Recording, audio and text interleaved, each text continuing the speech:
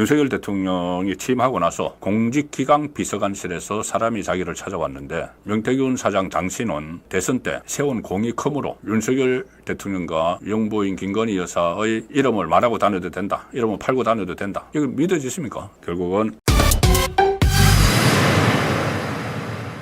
명태균 씨 정치 브로커 명태균 입에 여당 숙대밭이 되고 있다. 참 허약한 체질이 허약하다는 생각도 듭니다. 명태균 씨의 이런 언행 같은 것을 보면은 그러니까는 국민의힘 여권의 참 체질이 허약하다. 명태균 씨에게 이렇게 여러 사람이 이렇게 휘둘리고 있는 상황이죠.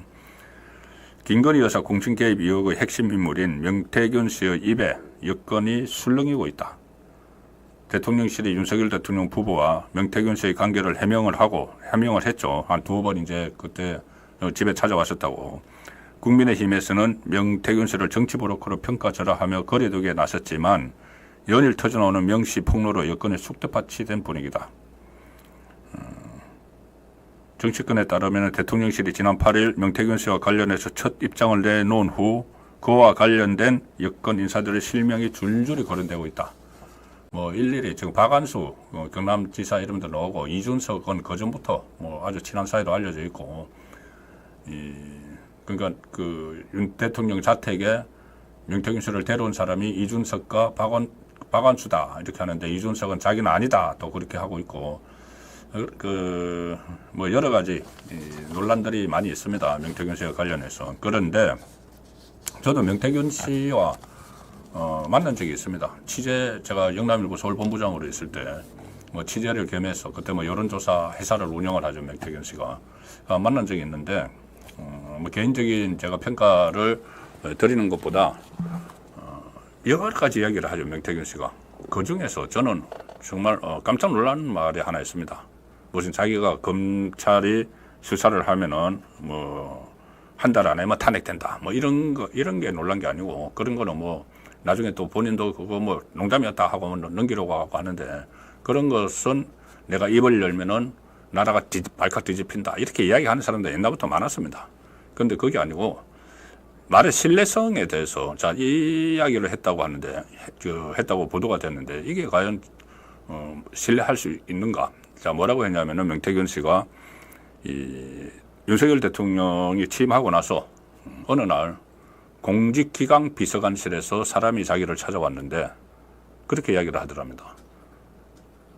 명태균 사장 당신은 대통령 선거 때 대선 때 세운 공이 크므로 윤석열 대통령과 영부인 김건희 여사의 이름을 말하고 다녀도 된다. 이름을 팔고 다녀도 된다.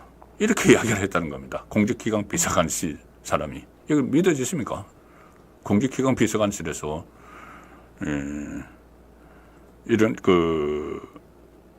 명태균 씨에게 가서 공이 크니까는 그 대통령 부부 팔고 다녀도 된다. 자, 그래서 이제 그런 말을 이제 대표적으로 제가 이제 소개해 드리는 의미가 결국은 어떤 신뢰도가 굉장히 떨어지는 인물로 그 정치권에서는 또 한편에서는 상당히 높게 평가하는 사람들도 있습니다. 여론조사 분석 능력 같은 거. 근데 그런 이 능력하고 이렇게 이 정치권에서 왔다 갔다 하면서 이 분란을 일으키는 것은 좀 다른 이야기죠.